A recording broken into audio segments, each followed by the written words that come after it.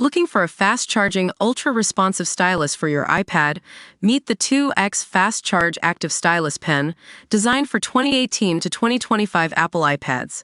Take your creativity and productivity to the next level. Click the link in the video description to shop now on Amazon. In a world where global trade wars and tempered demand are testing the mettle of battery supply chains in North America, it's clear that the region's EV manufacturing landscape is undergoing a significant transformation. The International Energy Agency has shown a steady increase in market share for electric vehicles in the U.S., from 0.2% to 4.6%. But this growth has stagnated in recent years, with only a small increase from 2023 to 2024.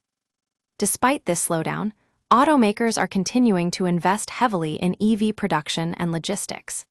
Companies like General Motors, Toyota, and Hyundai have committed significant resources to developing their domestic EV battery supply chains, with the goal of improving efficiency and reducing reliance on overseas suppliers.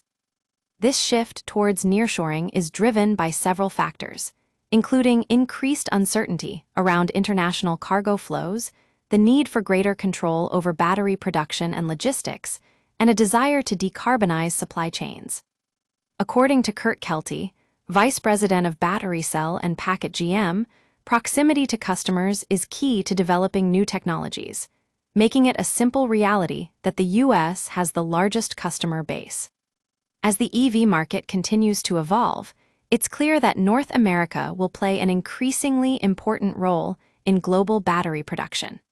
The region's growing capabilities will help reduce reliance on overseas suppliers and lower transportation costs, while also improving sustainability targets. However, not all automakers are bullish on the EV market. Some have pulled back from battery-related investments, citing concerns over consumer demand and reduced governmental support. Despite these challenges, experts remain optimistic about the industry's response to uncertainty.